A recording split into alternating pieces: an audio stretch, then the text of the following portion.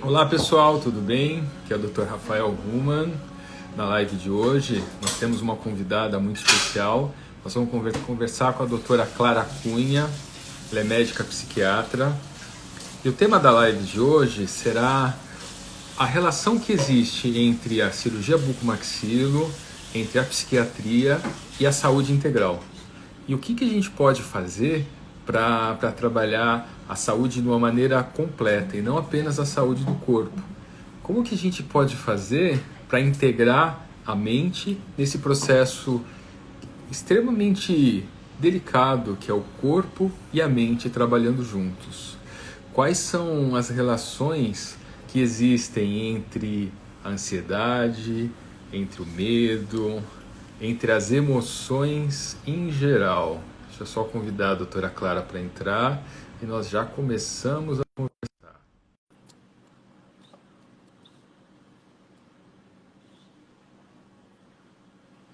Conectando, deu certo. Olá, Oiê, tudo bem? Boa noite. tudo ótimo. Boa noite. Tá me Primeiro, ouvindo muito bem?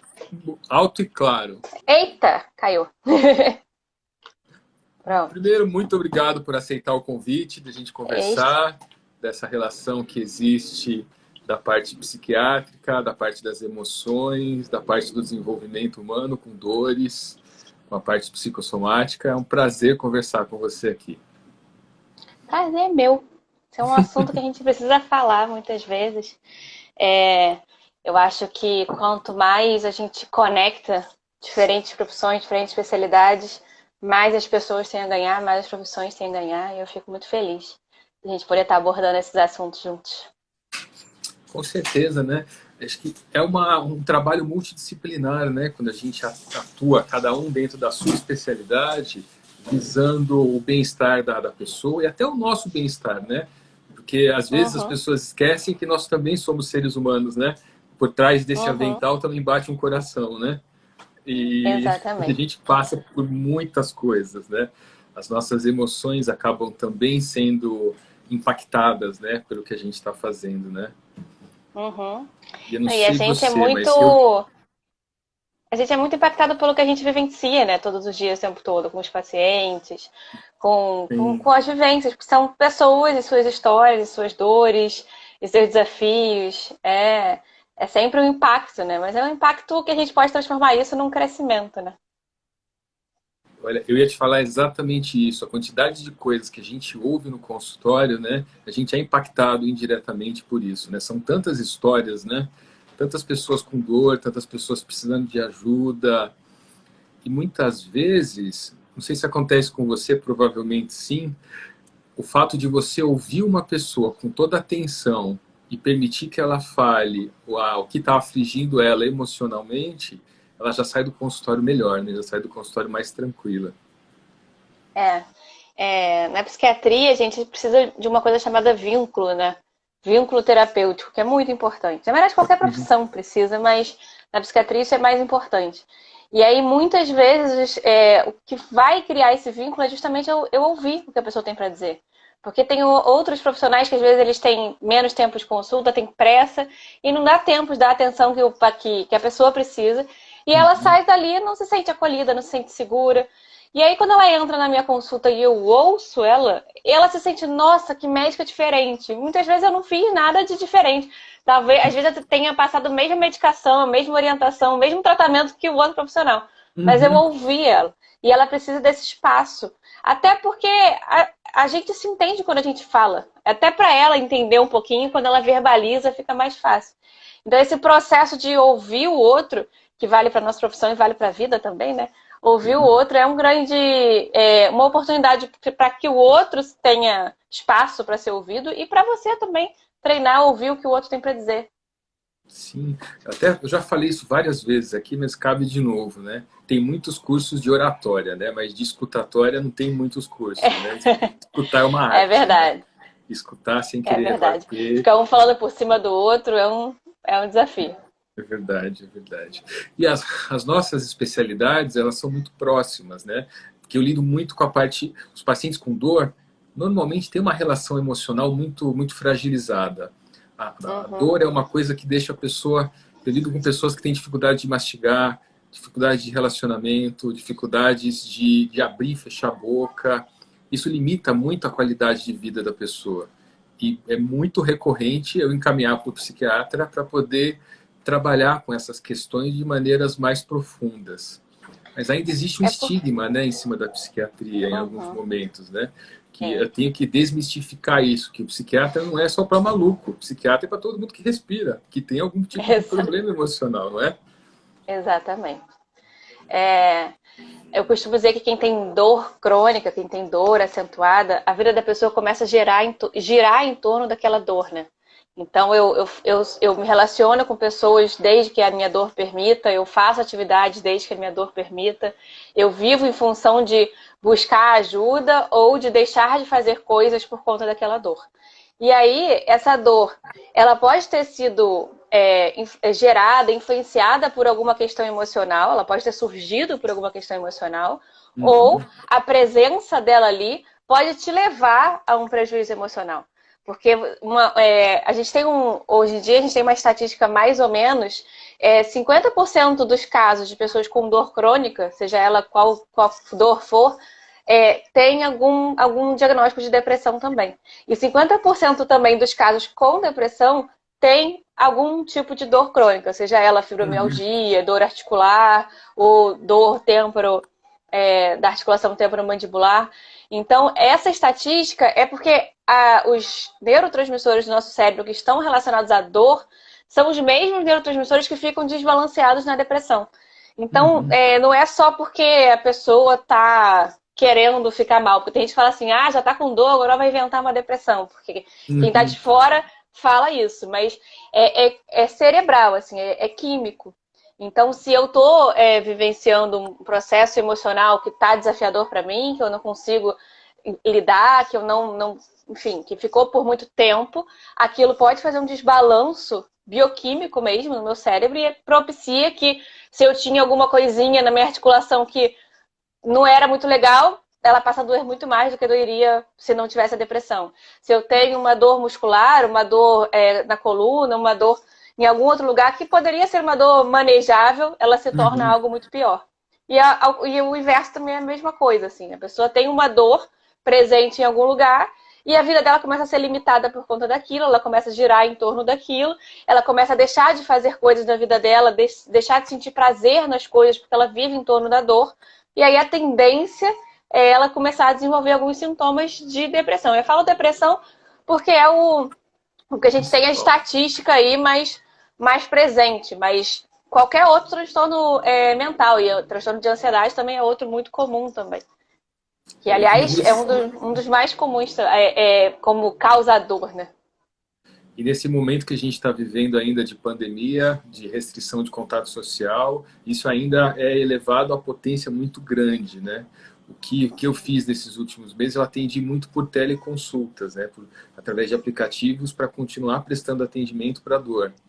Mas eu sou cirurgião do trauma, então eu estou nos hospitais ainda prestando os atendimentos e a clínica está voltando a funcionar gradativamente, sempre com distanciamento social e dentro de todas as regras.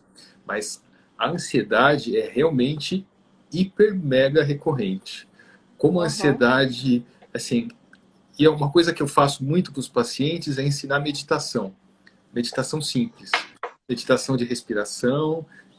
Eu gravo algumas conduções de meditação e mando para os pacientes, como complemento até do tratamento clínico para dor e até antes de tratamentos cirúrgicos, para ensinar a pessoa a ficar um pouco mais presente no próprio corpo, para, através disso, potencializar o trabalho que está sendo realizado para dor, ou uma cirurgia, ou para ela poder se aquietar um pouquinho os pensamentos, que é um desafio, né?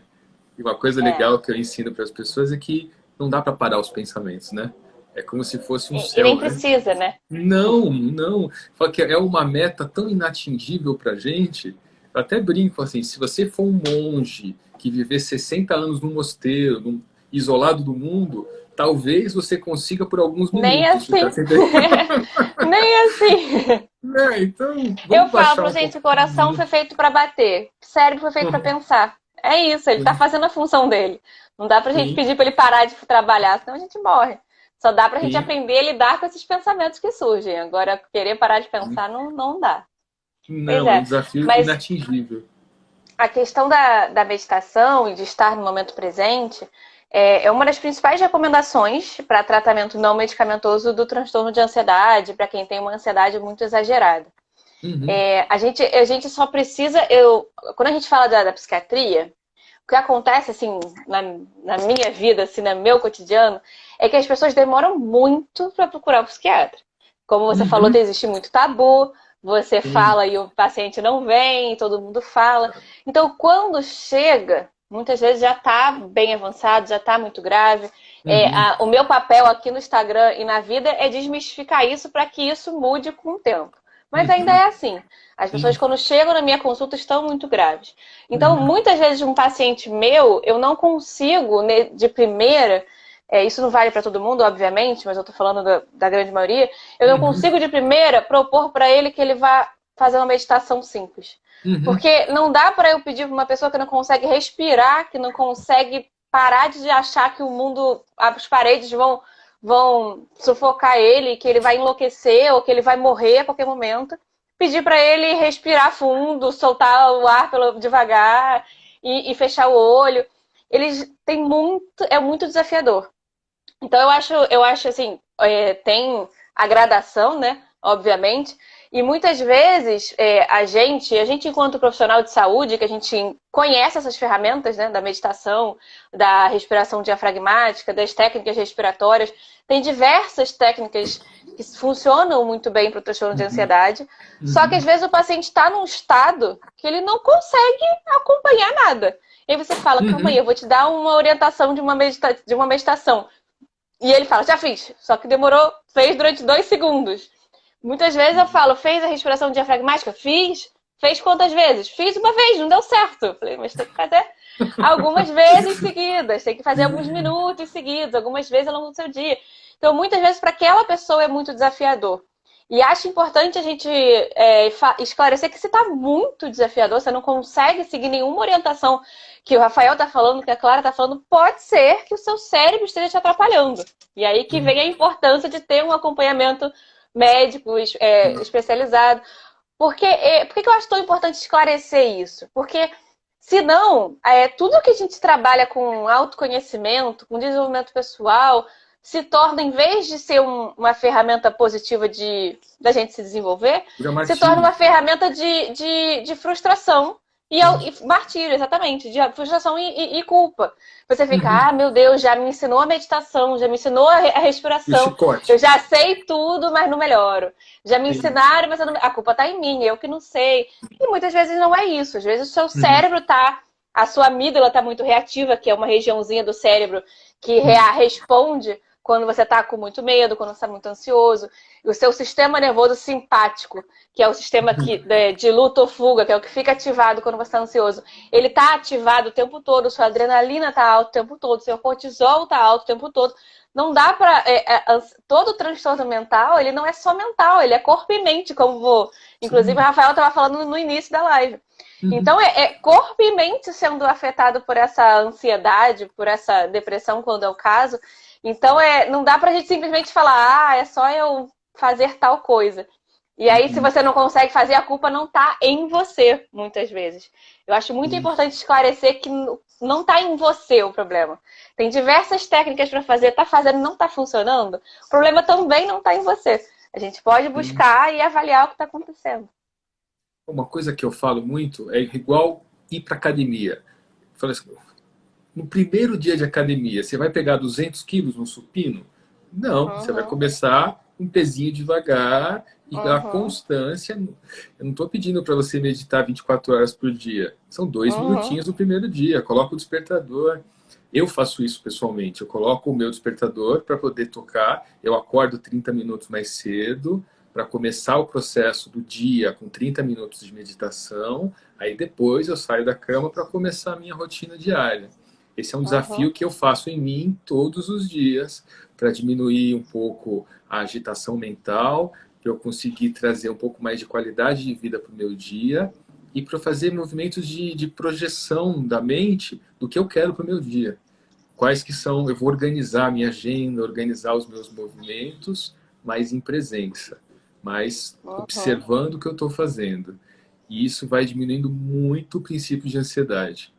E olha, Clara, eu vou te dizer que eu já tive níveis de ansiedade tão altos, principalmente durante a residência, que a minha pressão sanguínea chegou a 25/18, tipo, com 23 anos. E não tinha causa física. Nossa. Era puramente emocional, era puramente ansiedade. Então, para vocês que vão assistir essa live então ao vivo, ou ela vai gravada, que depois ela vai para o YouTube. Saibam que eu já passei na pele, eu sei o que é a sensação de pressão, parece que as paredes querem te esmagar, parece que você puxa o ar e o ar não entra, e de coração existe sim um tratamento, existe um processo todo para passar, mas existe luz no fim do túnel. Existe nesse Eu momento... também, eu tive uma crise de ansiedade, que na verdade ela foi muito caracterizada por dor, sem dor psicossomática, com uma dor na perna, que eu acordei no meio da madrugada. E na época eu trabalhava em emergência, eu estava cansada de saber como que era uma dor de ansiedade, porque eu atendi isso direto. E aí quando eu vi a minha dor, eu falei, essa dor não tem motivo. E aí eu fui pra emergência porque tava doendo, e aí não tinha como, tô com dor. Aí eu olhei pra cara da médica na emergência e falei assim, não tá acontecendo nada de grave, só resolve essa dor, pelo amor de Deus. E eu lembro que isso foi um gatilho, essa crise. Foi quando eu parei pra pensar, tá acontecendo alguma coisa na minha vida, na minha história, pra isso ter acontecido. E eu preciso parar pra olhar. E isso é uma coisa que tem muito a ver com o que eu falo muito aqui no Instagram e nas minhas consultas. A ansiedade, a crise de ansiedade, é o seu corpo gritando para te falar alguma coisa sobre você. O corpo não fala, o corpo grita. Então, escuta. O que eu costumo falar sempre é escuta, porque muitas vezes a pessoa quer se livrar da ansiedade, da crise de ansiedade, daquele problema, e pronto, fingir que nada aconteceu. Mas se o seu corpo está querendo te dar um sinal, é como se fosse uma mensagem, olha, tem coisa aí que você está vivendo na sua vida que não tá legal, vamos mudar o rumo? E aí, ao invés de você mudar o rumo, você fala, não, vou fingir que não vi isso aqui, vou tapar esse buraco e acabou. E aí vai voltar depois em outro momento. Então, já que a vida, o seu corpo está gritando e está te dando esse sinal, escuta, para e fala. O que será que eu estou acumulando ao longo da minha história? O que será que eu tenho feito? Como que eu posso viver diferente? O que está acontecendo aqui? Para parar para se olhar. No meu caso, essa crise de ansiedade que eu tive foi o momento que eu virei a chavinha para falar assim, calma aí. Eu preciso olhar para minha vida e ver o que eu estou fazendo com ela, porque senão eu vou ficar tendo isso com que frequência. E para mim isso foi importante, eu acho que eu sempre levo isso para os pacientes, assim, escuta a sua ansiedade, não corre dela não. Ela quer te falar alguma coisa. Aliás, a ansiedade ela não é um problema, né? A ansiedade é uma emoção humana, tão importante quanto medo, alegria, tristeza, nojo. Ela é uma emoção que ela visa te prevenir de algum potencial perigo. O grande problema é quando ela está desregulada e vira um transtorno de ansiedade. Mas a ansiedade em si, até quando ela está um pouquinho alta, mas não tão alta a ponto de virar um transtorno, ela nos torna mais eficiente. É a ansiedade que faz a gente entrar num táxi quando vem alguém estranho numa rua escura. É a ansiedade que faz a gente olhar para os dois lados para atravessar a rua, que faz a gente se preparar para uma prova. Então, ela é importante. Então, ela visa te prevenir de algum potencial perigo. Se você está sentindo ansiedade, escuta um pouquinho. O que será que seu corpo quer te prevenir? O que será que ele quer te proteger? Bom, uma coisa que eu falo para os meus clientes, para os meus pacientes, é que a ansiedade é como se fosse o sal na comida, né? Um pouco de sal deixa a comida temperada, mas o sal demais acaba prejudicando e desregulando. Exatamente. E o problema da ansiedade em níveis muito elevados é que ela vem um pacote que vem junto, né? Uma coisa que as doenças psicossomáticas, que são dores no corpo, por exemplo, só estou falando para o pessoal que às vezes não entendeu o que é o psicossomático. São dores que acontecem no corpo que não tem causa física. É uma causa psíquica, mental, que o corpo vai acompanhar esse movimento e vai gerar ou dores, ou às vezes descamação na pele. A parte da dermatologia, boa parte das doenças dermatológicas tem componentes psicológicos associados, né? Sim. E muito. Isso vai... Só que o problema é que até a pessoa chegar a esse ponto de olhar para isso e verificar, ouvir o que a ansiedade tem para dizer, é um trajeto muito longo, né? Ela vai passar em vários colegas nossos e cada um vai dar um ponto de vista diferente. E um dos temas dessa nossa conversa, especificamente, é esse. É olhar a pessoa de maneira mais integral, de maneira mais completa. E não simplesmente o que eu digo para as pessoas que eu não atendo uma cabeça que vem pulando e senta na minha frente. Ela vem no conjunto de tudo. Vem o conjunto completo. Então a gente tem que avaliar o todo, para do todo você ir para o específico. É isso que nós somos especialistas, mas ainda assim podemos ser generalistas através do processo. Não, e não só podemos, como é importante que seja assim, né? Hoje eu atendi uma paciente que ela veio encaminhada do otorrino para mim. Ela tinha um zumbido. E aí o filho dela comentou, eu fiquei assustado porque o otorrino me encaminhou ela para diversos especialistas. Aí eu falei, ué, mas isso não é porque está acontecendo uma coisa grave, isso é porque a sua mãe merece ser avaliada por mais de um profissional. Porque mais de um profissional tem algo a acrescentar ali. E eu acho isso muito bom, porque muitas vezes a pessoa tende a achar que se eu vou para muitos profissionais isso é uma coisa grave. E não necessariamente é assim, tá? É complementar. Porque muito poucas coisas, eu não consigo nem pensar no que, muito poucas coisas no corpo, na saúde, é de um fator só. Uma grande maioria das coisas são multifatoriais. E na psiquiatria, quase tudo é multifatorial. E a gente precisa olhar para o todo. Não dá para... quase 100% dos meus pacientes eu encaminho para terapia. Não dá para eu simplesmente falar, olha, eu vou resolver tudo sozinha aqui, tá? Vem aqui e acabou. Porque não dá. Se a pessoa está, por exemplo, com o caso de uma dor crônica, eu vou resolver aqui a parte da psiquiatria com você, mas você está com dor, você vai resolver a sua dor também, você não vai só resolver a parte emocional dela. E aí é um conjunto de coisas que a gente precisa ir olhando. E nós somos muitas coisas, né? Nós não somos uma cabeça, como você falou, não somos um cérebro, não somos uma pele, e tudo isso precisa ser olhado de uma forma integral, é necessário, né? Sim, com certeza. Que às vezes tem causas orgânicas do corpo que elas precisam de, às vezes, tratamentos cirúrgicos, né? Elas precisam ser olhadas dessa forma para que a gente possa operar o que precisa ser operado para depois tratar o que precisa ser tratado de uma maneira completa, de uma maneira mais integral. Clara, a minha esposa está falando que tem perguntas para a gente responder. O que você acha da gente reservar os últimos 20 minutos? Eu sei que você tem um compromisso às 8. Eu só não estou acompanhando o horário. Você está acompanhando? Eu estou, fica tranquila que eu sou multitarefas. Eu estou vendo o horário, estou olhando direitinho, eu organizo por aqui. E aí eu te aviso, quando te faltar 20 minutos, a gente começa a responder para o pessoal. A parte da psiquiatria, isso é importantíssimo, essa desmistificação, que às vezes é um tratamento químico do cérebro que precisa ser olhado e muitas vezes vai para terapia. Olha, os meus pacientes, também, a grande maioria, eu encaminho para terapia. A grande maioria. Porque a parte psíquica também, como você falou, precisa ser olhado. Eu trabalho muito em conjunto com o otorrino, né? Porque muitas dores de ouvido não são de ouvido, são dores em ATM. E muitas vezes tem zumbidos. E o zumbido é uma coisa difícil de tratar, porque você não tem um exame que vai diagnosticar o que é, né? Você vai encaminhar para todo mundo vai olhar um pouquinho, pedir alguns exames. Se tem alguma causa do zumbido, você trata. Se não tem uma causa, encaminha para o próximo dar continuidade. E da parte da psiquiatria não existe um exame, né, para você quantificar aonde está o problema. Você tem que ter um conhecimento diferente.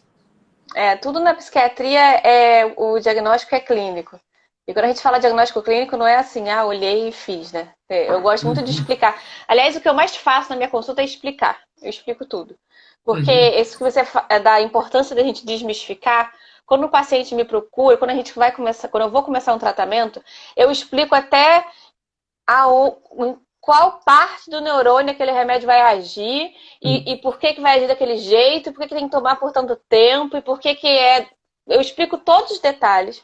Porque a boa parte das vezes que as pessoas não seguem o tratamento é porque não entenderam o tratamento, porque não entenderam por que tem que continuar, porque a gente está acostumado a estar com dor de cabeça, toma uma dipirona, dor de cabeça passou, não tomo mais dipirona. E aí eu vou lá no psiquiatra, tomei um remédio, estou melhorzinho, abandono o remédio. Ou então, não melhorou, não vou tomar mais esse remédio. E não é assim que funciona. Para os meus pacientes, eu explico tudo, assim, onde é que é o receptor, por quanto tempo vai tomar, por que é assim, eu vou explicando todas as coisas. E aí, eu entendo que a gente desmistificar a psiquiatria perpassa por a gente explicar tudo isso, explicar todas as coisas. E aí, quando se fala de diagnóstico em psiquiatria, a gente não tem um exame, né? Não tem uma tomografia, não tem um exame de sangue, porque as doenças mentais, elas são doenças funcionais. Então, se você tira uma foto do cérebro de uma pessoa com depressão e uma foto do cérebro de uma pessoa sem depressão, a foto é igual, não vai ser diferente. Mas o funcionamento desses cérebros são diferentes. E a gente não tem hoje ainda um exame que meça a função, a diferença de funcionalidade, nem exame de sangue, nem exame de imagem. Mas o que, quando a gente vai num clínico, por exemplo, o clínico vai fazer um exame físico, vai apertar a barriga, vai ouvir o pulmão, vai ver a garganta.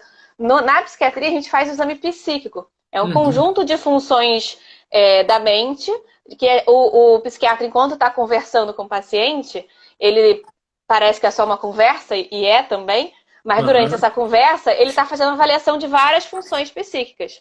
Então, muitas vezes o paciente pensa que, se eu contar para ele que eu estou muito triste, ele vai achar que eu estou com depressão. Se eu falar para ele que eu estou alegre, ele vai achar que eu já estou curado. E não é bem assim, porque não é só pelo que você conta, mas pela forma que conta, pela velocidade que conta, pela construção da frase, pela forma como respira enquanto conta, pela forma que você se movimenta. Tudo ali naquele momento, naquela conversa, é exame psíquico sendo feito. Então, o diagnóstico ele é clínico, não tem um exame, mas ele tem um checklist ali de coisas que a gente precisa fazer, que, seguindo o checklist certinho, teoricamente, qualquer profissional que faça aquele mesmo exame psíquico vai chegar no mesmo diagnóstico. Então, tem uma lógica, não é uma coisa assim, o que eu falar para o psiquiatra, ele vai me dar o diagnóstico. Ele vai olhar para mim, vai achar que eu tô mal, então eu tô com depressão. Vai achar que eu tô bem, então não tô. E não é bem assim. Existe uma coisa estruturada para isso. E acho muito importante falar isso, porque as pessoas acham que, se eu vou lá, se eu contar para ele uma história triste, ele vai achar que tá tudo ruim. E não é bem assim. E boa parte da comunicação é uma comunicação não verbal, né? É uma comunicação que o corpo da pessoa vai passando pra gente. E através do momento que você começa a ouvir o que o corpo da pessoa está dizendo, a sua avaliação começa a ficar completamente diferente. Como que é o movimento dos olhos, se tem algum grau de aflição na voz quando está contando uma história. Tudo isso tem que ser observado, tem que ser avaliado, junto com o contexto que está sendo elaborado durante a conversa. Isso é uma coisa que eu uso muito, porque eu uso nas minhas consultas, eu trabalho não só com as meditações, mas também com o uso da hipnose para controlar controle de dor, para relaxamento, para gerar anestesias no corpo físico. E esse conjunto de coisas você vai desenvolvendo e nessa observação da pessoa. Conforme você está ouvindo, olhando no olho dela, você consegue muito mais informações do que apenas as palavras dela estão dizendo, né? Isso basicamente é você ler nas entrelinhas, né? É você observar o que a pessoa está te contando, que ela nem percebeu que ela está te contando. Basicamente, isso é a raiz do exame clínico. Na psiquiatria é isso o tempo todo. É tudo que a pessoa está me falando sem me falar. Sim. É bem isso. E na hipnose é muito isso, né? Não tem como a gente trabalhar com hipnose sem ler a pessoa inteira como um todo, sem a conexão, sem o que a gente chama de rapport, né? Que é a conexão com o outro. E na psiquiatria, para você ser um bom profissional, você precisa fazer quase que isso, só que não com esse objetivo, mas eu preciso me conectar ali naquele momento para, de fato, acompanhar o que está sendo passado para mim, ainda independente do que está sendo falado. E isso é muito importante para ter um bom diagnóstico, para que o paciente tenha o melhor resultado, para que ele tenha um bom resultado, porque no final da história é isso que a gente quer, né? Sim, é o resultado, né? Que a pessoa fique melhor, tenha qualidade de vida, consiga se relacionar, consiga fazer as próprias escolhas, consiga ter estabilidade emocional para poder viver em paz. Mas uma outra coisa, que é uma outra especialidade sua, que seria o enneagrama, né? Você consegue conciliar o uso do enneagrama dentro da psiquiatria nos seus atendimentos? Ou isso é uma coisa separada da sua carreira como médica? Eu não sei separar mais. Muito... eu uso o enneagrama o tempo todo, no meu dia a dia. Só que nem sempre diretamente o enneagrama. Na verdade, não exatamente o tempo todo, porque quando um paciente chega, como eu falei lá no início da live, se ele está com um transtorno, que ele não consegue respirar, que ele não consegue que ele não consegue parar de pensar, eu não posso pedir para ele meditar. E a mesma coisa no Enneagrama, assim, ele não consegue fazer o básico do dia a dia, eu não posso falar para ele, olha, a sua personalidade funciona de tal forma, você tem um vício emocional tal, e a gente precisa trabalhar por esse caminho aqui. Não vai fazer o menor sentido naquele momento para ele, aquilo não é importante. Então, se o paciente chega assim, isso não é importante agora, eu preciso que você melhore.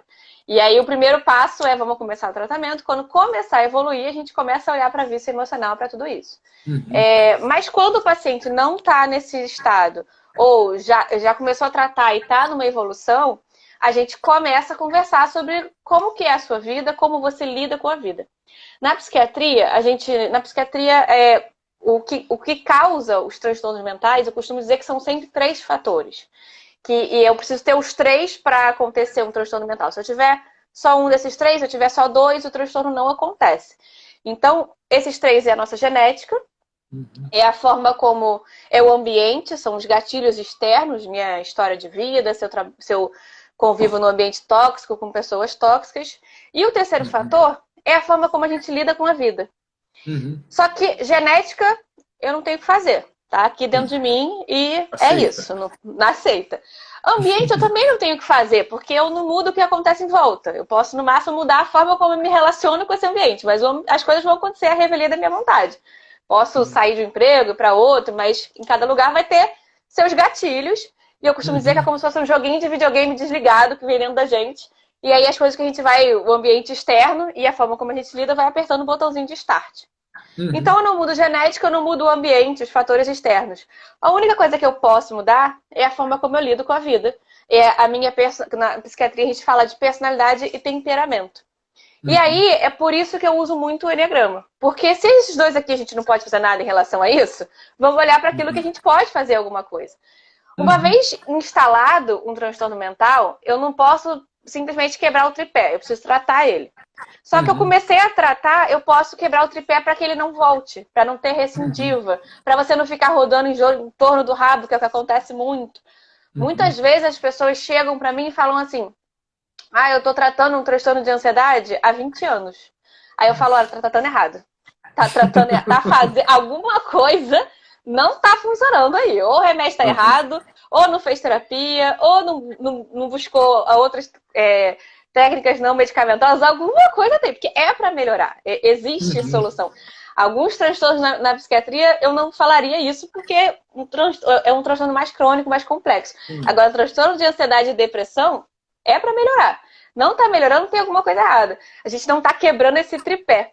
Então, eu uso muito o Enneagrama ali. Quando a pessoa se apresenta para mim, a gente começa a ver qual é o vício emocional que faz você agir sempre da mesma forma, repetir sempre o mesmo padrão de comportamento, de sentimento, de pensamento, e que faz com que você tenha chegado ao transtorno que você chegou. Eu sei a personalidade do vício tal. E a gente começa a trabalhar ali, porque eu costumo sempre falar nas minhas consultas, se você faz sempre as mesmas coisas, você vai ter sempre os mesmos resultados. Se o resultado que você está tendo não está legal, a gente precisa mudar. Sim. E eu costumo dizer que o Enneagrama, ele nunca vai te colocar... Eu costumo dizer não, porque essa frase não é minha. Foi do Urânio Paes, um professor de Enneagrama. Ele fala que o Enneagrama, ele não vai te colocar numa caixinha e te dizer, te enquadrar em alguma personalidade. Ele vai te mostrar a caixinha em que você já se colocou. E vai te mostrar que você não precisa ficar ali. Então, quando eu levo o Enneagrama para as minhas consultas, é para mostrar, olha, você está repetindo esse padrão de comportamento aqui. E por isso você chegou aqui. Você está descendo em nível de consciência e por isso você desenvolveu esse transtorno. Podemos começar a desafiar essa personalidade, desenvolver ela, para que você saia desse ciclo, de ficar sempre fazendo as mesmas coisas e ter os mesmos resultados. E aí a gente começa a desenvolver a partir daí. Uma coisa que eu uso muito nesses tratamentos é ensinar amorosidade para a pessoa ter amorosidade por ela mesma. Porque até o momento, se ela não conseguiu mudar ainda, ela fez o melhor que ela pôde com os recursos que ela tinha. E o que a gente vai desenvolver a partir dali é a amorosidade dela pelas próprias limitações que aconteceram até agora. Nós vamos colocar novos recursos nessa pessoa, mas com gentileza e amorosidade. Uma coisa que eu coloco para as pessoas, eu coloco para mim também, é sempre pessoal, sempre em primeira pessoa. É você respeitar tudo que você viveu para chegar até aqui. E a gente Uhum. veio lutando, a gente veio evoluindo, a gente veio aprendendo, porque é muito comum a pessoa mais ríspida e mais agressiva com a gente, normalmente ser a gente mesmo. A gente Uhum. colocar o chicote batendo nas costas, por que que eu ainda continuo fazendo isso? Eu sou culpado, eu não sou bom bastante. E um Uhum. dos movimentos, até em meditações que eu ensino para as pessoas, é observar o próprio corpo, mas com amor, com amorosidade. Exato. Isso também é uma outra frase de um outro professor de Enneagrama que eu tive, que é isso, quando a pessoa se coloca num nível de consciência mais baixo, a única coisa que a gente consegue colocar é amor. É oferecer Uhum. amor para a pessoa. Ela por ela Uhum. mesma, ela pelos ancestrais, ela pelas próprias situações, pelas próprias partes que estão compondo aquele sistema. E através disso, você começa a construir um alicerce para depois vir a casa. A partir do momento que Exatamente. começa esse movimento de aceitação, o processo começa a se transformar. Começa. E uma outra coisa. E isso é muito. Desculpa te interromper, mas Uhum, isso é muito bonito e as pessoas podem achar muito legal, mas na prática não funciona. Só que esse conceito que você acabou de falar, hoje, quando a gente fala de saúde mental, a gente tem comprovação científica disso. uhum, Quando a gente leva para. Quando a gente lida com a gente mesmo através da aceitação e da autocompaixão, os uhum, resultados são extremamente diferentes do que uhum, a gente tem o hábito de acreditar que se criticar é legal. Se eu me uhum, criticar, eu vou me impulsionar. E isso uhum, não acontece. Eu me critico, eu vou cada vez mais para baixo. E a gente tem um hábito de elogiar o outro e dar carinho, amor e gentileza para o outro, e para a gente se critica, se pune, como se fosse possível acertar sempre. Como se fosse possível fazer sempre. Ah, eu não devia ter feito tal coisa. Mas como você ia saber? E como se fosse possível ter feito sempre todas as coisas certas. Isso não é possível. E é isso que você falou, a gente olhar para nossa história e ver que eu fiz o melhor que eu podia ter feito naquele momento. E eu só posso hoje achar que eu não fiz legal, porque hoje eu sei de uma coisa nova. Porque se eu soubesse disso que eu sei hoje ontem, eu teria feito diferente ontem, mas ontem eu não sabia. E olhar com a mais compaixão para a nossa história, né? e até se eu adquirir esse grau de conhecimento que eu tenho hoje, foi porque eu passei por tudo que eu passei para chegar até aqui. E um outro Exatamente. movimento que tem até uma sigla, que é o PPP, é o próximo passo possível. Tá, Uhum. conseguimos ver isso. E agora? Qual que é o próximo passo possível? O que você consegue a partir disso? E aqui não precisa ser muito, deixo bem claro, que imagina que você é um navio. Para você mudar um grau, já é suficiente no longo prazo, você vai chegar num lugar completamente diferente. Aqui a Uhum. mudança é simples, a mudança é pequena e a mudança é sempre com amorosidade, é sempre com Com certeza. gentileza. E esse movimento está fazendo toda a diferença. Essa Uhum. ensinar amorosidade, ensinar mais gentileza. E eu até falo uma Uhum. frase: que tal você ser gentil com você, como você gosta que as outras pessoas sejam gentis com você? Você já sabe como é. Você já sabe Uhum. exatamente como funciona. Clara, faltam 20 minutos para terminar a live. Podemos começar as perguntas. Claro. Rê, você tem alguma pergunta? Só um segundinho, tá? Uhum.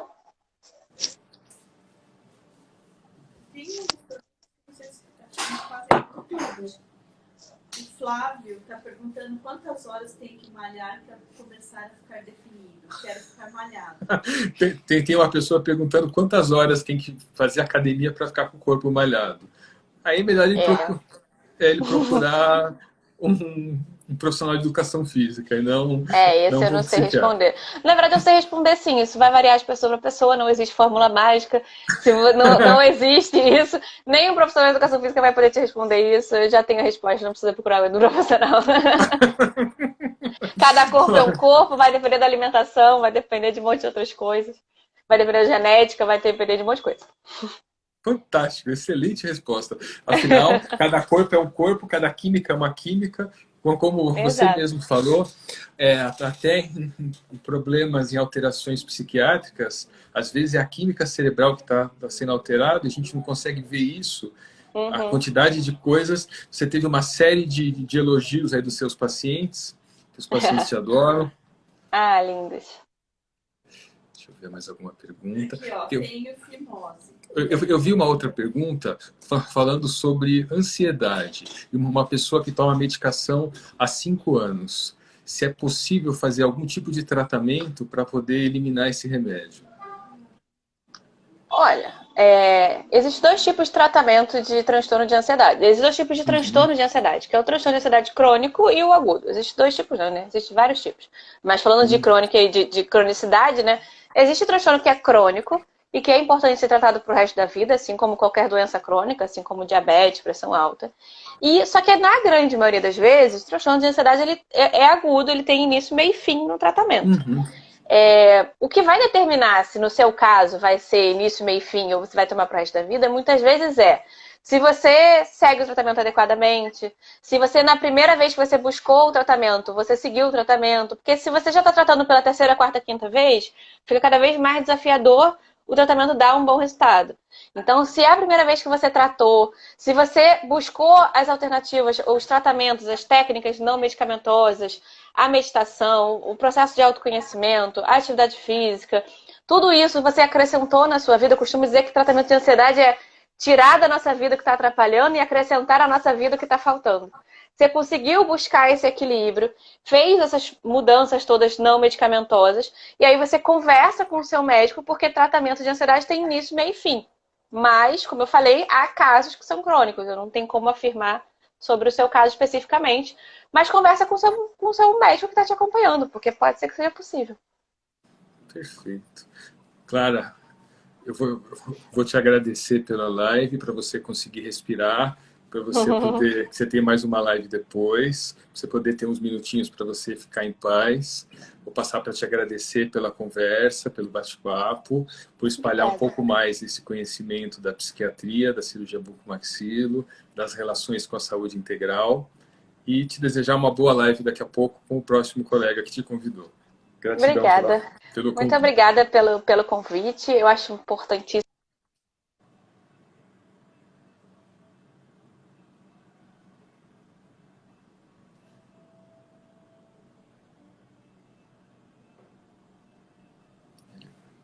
Travou.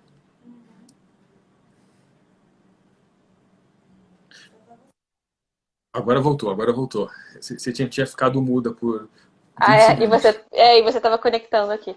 Eu estava agradecendo ao convite e às pessoas que estão aqui e me deixando disponível para caso tenha ficado alguma dúvida, caso queira falar alguma coisa, pode mandar mensagem no direct, pode falar comigo. Perfeito, então, Clara. Obrigado, viu? Um excelente Obrigada fim de semana para você. Até. Tá bom. Tchau, tchau.